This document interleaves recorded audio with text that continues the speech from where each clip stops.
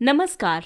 Vision IAS के news today के इस अंक में आप सभी का स्वागत है। इस अंक में हम आपके लिए लेकर आए हैं यूपीएससी परीक्षा की दृष्टि से महत्वपूर्ण कुछ अहम खबरें। इस अंक के साथ मैं हूँ दिव्या तोमर। आइए सबसे पहले जानते हैं इस अंक की सुर्खियां। लोकसभा द्वारा नए विधेयक पारित किए गए। प्रधानमंत्री ने राष्ट्रीय शिक्षा नीति 2020 की पहली वर्षगांठ के अवसर पर शैक्षणिक समुदाय को संबोधित किया। खगोलविदों ने पहली बार ब्लैक होल के पीछे प्रकाश का पता लगाया। अन्य पिछड़ा वर्ग और आर्थिक रूप से कमजोर वर्ग को चिकित्सा पाठ्यक्रमों के लिए अखिल भारतीय कोटा योजना के तहत कोटा प्रदान किया गया। भारत के 14 बाघ अभ्यारण्यों में बाघों के संरक्षण में वैश्विक मानक स्थापित किए गए और गैर बैंकों के लिए real estate time gross settlement और नेशनल इलेक्ट्रॉनिक फंड ट्रांसफर भुगतान प्रणाली आरंभ की गई। लोकसभा द्वारा नए विधेयक पारित किए गए हैं। पहला विधेयक है अंतर्देशीय जलयान विधेयक 2021। ये विधेयक अंतर्देशीय जलयान अधिनियम 1917 को बदलेगा। इसका उद्देश्य संपूर्ण देश में अंतर्देशीय पोत यानी जलयान परिवहन के लिए एक समान विनियामक ढांचा प्रदान करना है। नीदरलैंड 42%, चीन 8.7% की तुलना में भारत में अंतर्देशीय जलमार्ग परिवहन की आदर्श हिस्सेदारी मात्र 0.5% है। ये विधेयक अंतर्देशीय पोतों को नियंत्रित करने वाली प्रक्रियाओं को सुदृढ़ करेगा। इस विधेयक के अनुसार सरकार यांत्रिक रूप से चालित अंतर्देशीय पोतों का वर्गीकरण, डिजाइन के मानकों, निर्माण और चालक दल के आवास, सर्वेक्षण के प्रकार और उनकी आवधिकता का निर्धारण करेगी। संचालन से पहले पोतों के सर्वेक्षण, पंजीकरण और बीमा पॉलिसी का प्रमाण पत्र जरूरी होगा। आपको बता दें कि ये विधेयक कई माध्यमों से माल और यात्रियों की सुरक्षित ढुलाई सुनिश्चित करेगा, जिसमें शामिल है नौवहन सुरक्षा मानक, उत्सर्जन पर प्रदूषण मानक और सभी दुर्घटनाओं की जांच के साथ साथ कार्मिक आवश्यकताओं की पूर्ति करना। केंद्र सरकार अंतर्देशीय पोतों पर एक इलेक्ट्रॉनिक डेटाबेस का निर्माण करेगी। आपातकालीन तैयारी, प्रदूषण की रोकथाम और अंतर्देशीय नौवहन को बढ़ावा देने के लिए इस विधेयक के तहत एक विकास कोष की स्थापना की जाएगी। और दूसरा विधेयक है भारतीय विमानपत्तन आर्थिक विनियामक प्राधिकरण संशोधन विधेयक 2021। ये विधेयक भारतीय विमानपत्तन आर्थिक विनियामक प्राधिकरण अधिनियम 2008 में संशोधन करेगा, जिसने भारतीय विमानपत्तन आर्थिक विनियामक प्राधिकरण यानी एरा की स्थापना भी की थी। एरा भारत के प्रमुख विमानपत्तनों पर प्रदान की जाने वाली वैमानिकी सेवाओं के लिए प्रशुल्क और अन्य शुल्कों को विनियमित करेगा। तो इसके तहत प्रमुख विमानपत्तनों की परिभाषा का विस्तार किया गया है। सरकार किसी भी विमानपत्तन को एक अधिसूचना द्वारा प्रमुख विमानपत्तन के रूप में नामित कर सकती है। वर्ष 2008 का अधिनियम एक विमानपत्तन को एक प्रमुख विमानपत्तन के रूप में नामित करता है यदि यहाँ से एक वर्ष में कम से कम 35 लाख यात्री आवागमन करते हैं। तो इस संशोधन के तहत विमानपत्तनों का समूह निर्मित करना और किसी समूह को एक प्रमुख विमानपत्तन के रूप में घोषित करना शामिल है। इसके साथ ही ये विधेयक लाभकारी विमानपत्तनों को गैर लाभकारी विमानपत्तनों के साथ समूहित करने का भी प्रयास करता है। 27 जुलाई के एपिसोड में हमने फैक्टरिंग रेगुलेशन संशोधन विधेयक की बात की थी, जिसे लोकसभा में पारित कर दिया गया था और अब उसे राज्यसभा में भी पारित कर दिया गया है। प्रधानमंत्री ने राष्ट्रीय शिक्षा नीति 2020 की पहली वर्षगांठ के अवसर पर शैक्षणिक समुदाय को संबोधित किया। राष्ट्रीय शिक्षा नीति 2020 द्वारा राष्ट्रीय शिक्षा नीति 1986 को प्रतिस्थापित किया गया है। 1986 की नीति द्वारा वर्ष 1968 की नीति को प्रतिस्थापित किया गया था। आइए अब बात करते हैं राष्ट्रीय शिक्षा नीति 2020 की मुख्य विशेषताओं के बारे में। इसके तहत वर्ष 2030 तक स्कूली शिक्षा में 100% सकल नामांकन अनुपात के साथ प्री स्कूल से माध्यमिक स्तर तक शिक्षा का सार्वभौमिकरण किया जाएगा। उच्च शिक्षा में GER यानी सकल नामांकन अनुपात को वर्ष 2035 तक 50% तक बढ़ाया जाएगा। 5वीं कक्षा तक शिक्षा का माध्यम मातृभाषा होगी। इसके अलावा शिक्षा क्षेत्र में काफी पहले आरंभ की गई हैं, जैसे उच्चतर शिक्षा में छात्रों को प्रवेश और निकास के विभिन्न अवसर प्रदान करने के लिए एकेडमिक बैंक ऑफ क्रेडिट्स यानी ABC की शुरुआत की गई है। दूसरी पहल है विद्या प्रवेश। इसके तहत ग्रेड 1 के छात्रों के लिए विद्यालय जाने की तैयारी के लिए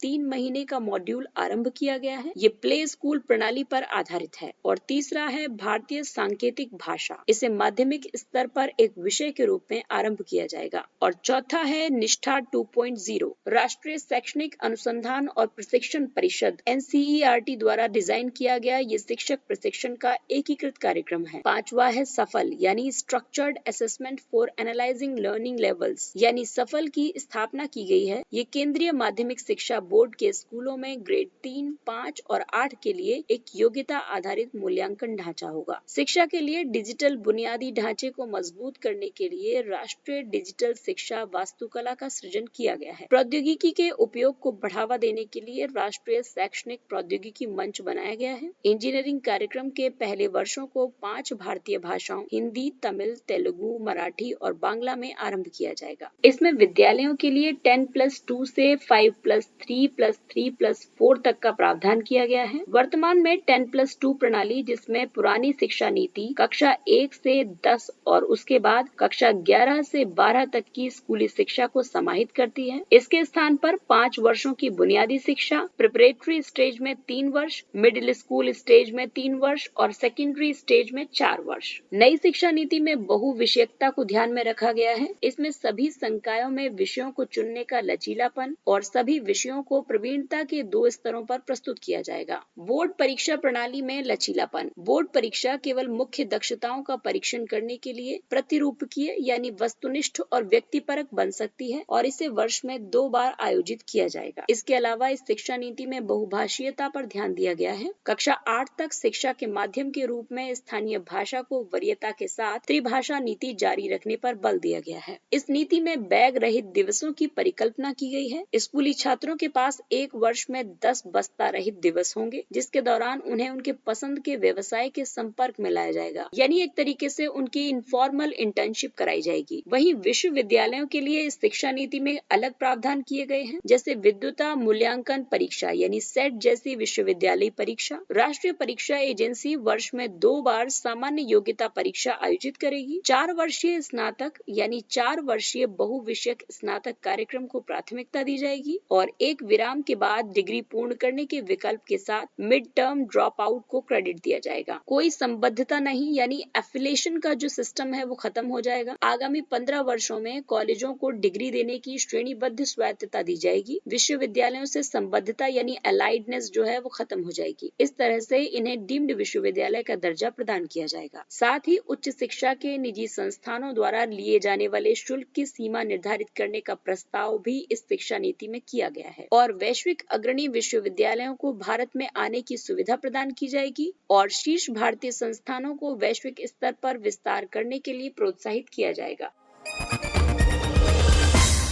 अगली खबर खगोल विज्ञान से संबंधित है। खगोलविदों ने पहली बार ब्लैक होल के पीछे प्रकाश का पता लगाया। पहली बार खगोलविदों ने गहन अंतरिक्ष में ब्लैक होल के पीछे से उत्पन्न होने वाले एक्स-रे विकिरण की चमक को प्रत्यक्ष रूप से देखा है। यह अवलोकन ब्लैक होल के चारों ओर विरूपित अंतरिक्ष समय, प्रकाश मुड़ने की परिघटना और वक्राकार चुंबकीय क्षेत्र की वजह से संभव हो पाया। ये एक्स-रे इकोज न केवल आइंस्टीन के पूर्वानुमान को सत्यापित करते हैं, बल्कि ब्लैक होल के आसपास की घटनाओं के बारे में भी जानकारी प्रदान करते हैं। आइंस्टीन ने ये पूर्वानुमान लगाया था कि कैसे ब्लैक होल का गुरुत्वाकर्षण उसके चारों ओर के प्रकाश को मोड़ता है। खगोलविद इसका ब्लैक होल के परिवेश का 3D मानचित्र बनाने के लिए उपयोग करने के लिए इच्छुक हैं। इससे पहले खगोलविदों द्वारा एक सुपरमैसिव ब्लैक होल के एक अध्ययन में लघु और अलग अलग रंगों से लेकर उज्जवल चमक के साथ एक अप्रत्याशित चमकदार इकोज यानी ल्यूमिनस इकोज की खोज की गई थी, जो ब्लैक होल के गुरुत्वाकर्षण खिंचाव के कारण चारों ओर से मुड़ी हुई थी। ब्लैक होल एक खगोलीय पिंड है जिसमें गुरुत्वाकर्षण बल इतना ज्यादा होता है कि प्रकाश भी इससे गुजर नहीं पाता है। ब्लैक होल का द्रव्यमान एक परमाणु से लेकर 1 मिलियन से अधिक सूर्यों के द्रव्यमान के बराबर हो सकता है। ब्लैक होल के 4 मुख्य प्रकार होते हैं: मिनिएचर, इंटरमीडिएट मास, स्टेलर और सुपरमैसिव।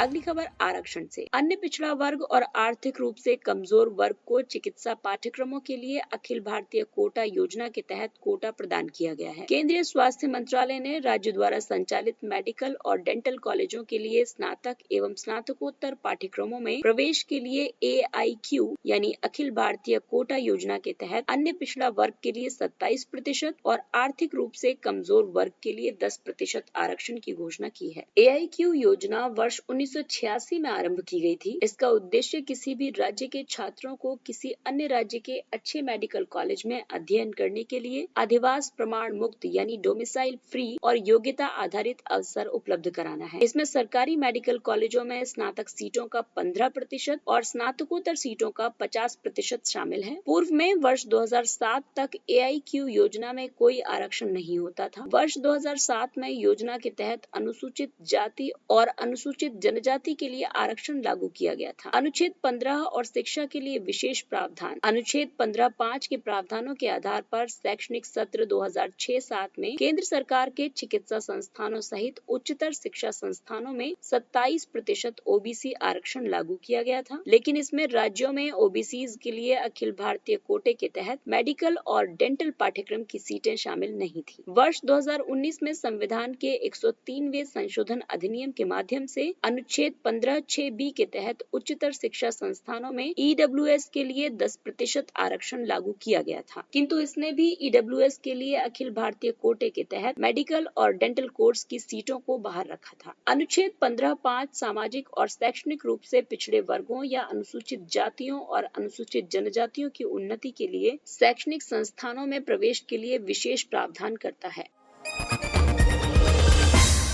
भारत के 14 बाघ अभयारण्यों में बाघों के संरक्षण में वैश्विक मानक स्थापित किए गए। विश्व बाघ दिवस 2021 के अवसर पर पर्यावरण, वन और जलवायु परिवर्तन मंत्रालय ने भारत के 51 टाइगर रिजर्व्स में से 14 को कंजर्वेशन एश्योर्ड टाइगर स्टैंडर्ड्स मान्यता प्रदान करने की घोषणा की है। इस वर्ष अंतर्राष्ट्रीय बाघ दिवस की थीम है, उनका अस्तित्व हमारे हाथों में है। कैट्स एक विश्व स्तरीय स्वीकृत संरक्षण साधन है। ये बाघों के प्रबंधन के लिए न्यूनतम मानक निर्धारित करता है और प्रासंगिक संरक्षित क्षेत्रों में इन मानकों के मूल्यांकन को प्रोत्साहित करता है। इसे वर्ष 2013 में आरंभ किया गया था। इसे भारत के 94 स्थलों सहित संपूर्ण विश्व के 125 स्थानों पर लागू किया गया है। भारत में कैट्स मूल्यांकन के लिए ग्लोबल टाइगर फोरम और WWF इंडिया राष्ट्रीय बाघ संरक्षण के भागीदार हैं। बाघों की स्थिति और उनके संरक्षण के लिए किए गए उपायों की बात करें तो भारत ने वर्ष 2010 में बाघ संरक्षण पर सेंट पीटर्सबर्ग घोषणा के अनुसार बाघों की आबादी को दोगुना करने के लक्ष्य को 4 वर्ष पहले ही प्राप्त कर लिया था। भारत में नामित बाघ रिजर्व्स में बाघों के संरक्षण के लिए संबंधित राज्यों को केंद्रीय सहायता प्रदान करने के लिए प्रोजेक्ट टाइगर की शुरुआत की गई थी। IUCN में टाइगर्स की स्थिति एंडेंजर्ड है। देश में बाघों की सर्वाधिक संख्या मध्य प्रदेश में है और इसके बाद कर्नाटक और उत्तराखंड का स्थान है। कैट्स मान्यता प्राप्त 14 रिजर्व्स हैं।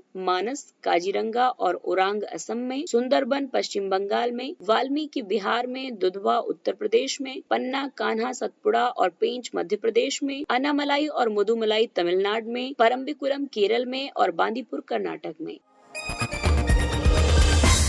गैर बैंकों के लिए रियल टाइम ग्रॉस सेटलमेंट और नेशनल इलेक्ट्रॉनिक फंड ट्रांसफर भुगतान प्रणाली आरंभ की गई। भारतीय रिजर्व बैंक ने गैर बैंकों जैसे कि प्रीपेड पेमेंट इंस्ट्रूमेंट जारीकर्ता, card network, white label ATM operator आदि को अपनी केंद्रीकृत भुगतान प्रणाली यानी CPS में भाग लेने की अनुमति प्रदान की। भारत में CPS यानी सेंट्रलाइज्ड पेमेंट सिस्टम्स में real time gross settlement RTGS और नेशनल इलेक्ट्रॉनिक फंड ट्रांसफर यानी NEFT प्रणाली शामिल हैं। ये दोनों RBI के स्वामित्वाधीन हैं और संचालन में हैं। अब तक केवल बैंकों को ही दोनों भुगतान प्रणालियों का उपयोग करने की अनुमति थी। बैंकों के अलावा बेहद कम चयनित गैर बैंकों को CPS में भाग लेने की मंजूरी प्रदान की गई है। इन गैर बैंकों में स्टॉक एक्सचेंजों के समावेशन निगम और चयनित वित्तीय संस्थान नाबार्ड और एक्सिम बैंक शामिल हैं। इसके साथ ही गैर बैंकों को एक अलग भारतीय वित्तीय प्रणाली कोड IFSC आवंटित किया जाएगा और इनके द्वारा भारतीय रिजर्व बैंक की कोर बैंकिंग प्रणाली ई-कुबेर में एक चालू खाता खोला जाएगा। इसके अतिरिक्त इन्हें RBI के साथ एक निपटान खाता यानी सेटलमेंट अकाउंट भी बनाए रखना होगा। गैर बैंकों को इसका लाभ ये होगा कि भुगतान की लागत में कमी आएगी, बैंकों पर निर्भरता कम होगी, भुगतान पूरा करने में लगने वाले समय को कम किया जा सकेगा, बेहतर निपटान जोखिम प्रबंधन को सुगम बनाया जा सकेगा, गैर बैंकों की पहुंच और भागीदारी का विस्तार सुनिश्चित किया जा सकेगा। इससे भुगतान प्रणाली की विविधता और लोचशीलता में वृद्धि वृद्धि संभव होगी। आइए अब बात करते हैं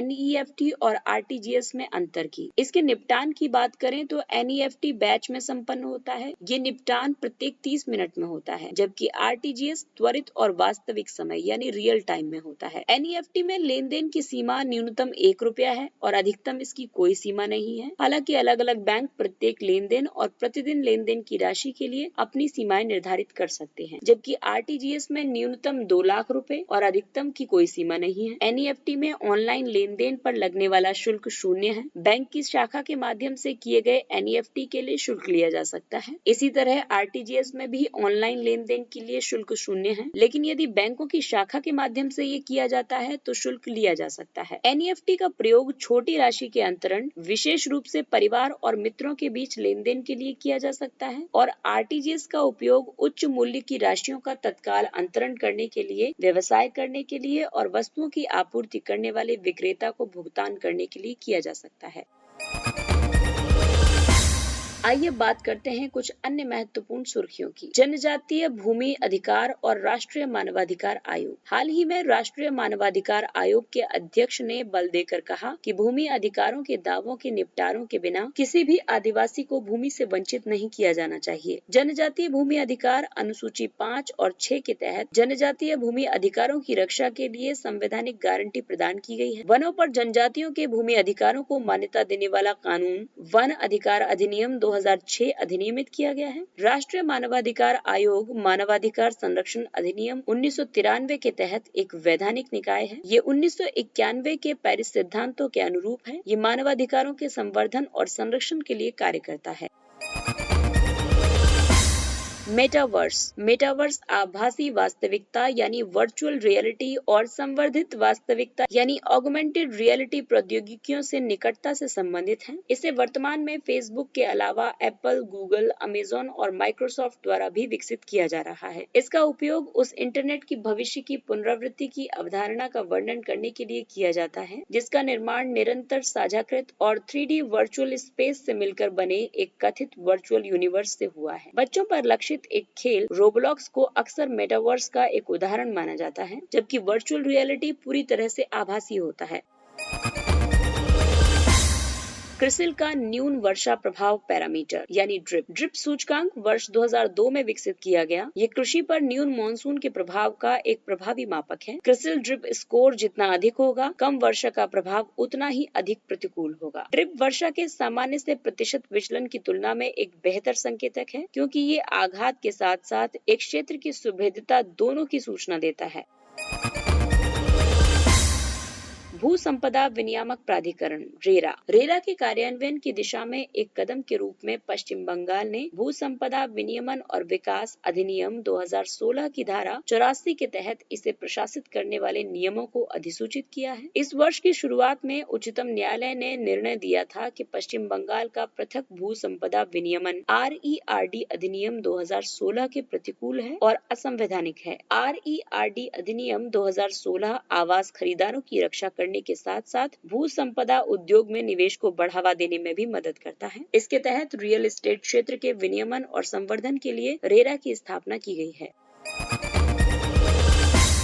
आइए अब बात करते हैं सुर्खियों में रहे स्थलों की। बागजान असम के तिनसुकिया जिले का एक गांव बागजान वर्ष 2020 में यहां स्थित एक तेल के कूप में आग लग गई और ये आग की दुर्घटना से अभी तक उबर नहीं सका है। आपको बता दें कि ये आग 5 महीने तक लगी रही थी। आग की घटना ने मगुरी मोटापुंग आर्द्र भूमि और डिब्रू सेखोवा बायोस्फीयर रिजर्व को अत्यधिक नुकसान पहुंचाया था। आर्मेनिया की राजधानी येरेवान है। ट्रांस कॉकेशिया क्षेत्र में ये एक भू आबद्ध देश है। वर्ष 1991 में सोवियत संघ से अलग हुआ ये देश वर्ष 1988 से नागोर्नो काराबाख क्षेत्र को लेकर अजरबैजान के साथ संघर्ष में है। तीसरा है अलास्का। हाल ही में अलास्का प्रायद्वीप के दक्षिण में 8.2 तीव्रता का भूकंप आया था, जो संयुक्त राज्य अमेरिका में पिछले 50 वर्षों के इतिहास में सबसे बड़ा है। अलास्का संयुक्त राज्य अमेरिका का 49वां राज्य है। ये उत्तर अमेरिका के उत्तर पश्चिमी छोर पर स्थित है और कनाडा के साथ अपनी सीमा साझा करता है। इसके साथ ही ये अंक समाप्त होता है। अगले अंक में फिर मुलाकात होगी कुछ अन्य महत्वपूर्ण खबरों के साथ। तब तक अपना ख्याल रखिए, सुरक्षित दूरी बनाए रखिए, मास्क पहनिए, हाथ और मुंह साफ रखिए और बेहद आवश्यक होने पर ही घर से बाहर निकलिए। साथ ही टीकाकरण अवश्य करवाइए। और अब हमें यानी विजन IAS की पूरी टीम को दीजिए इजाजत। नमस्कार।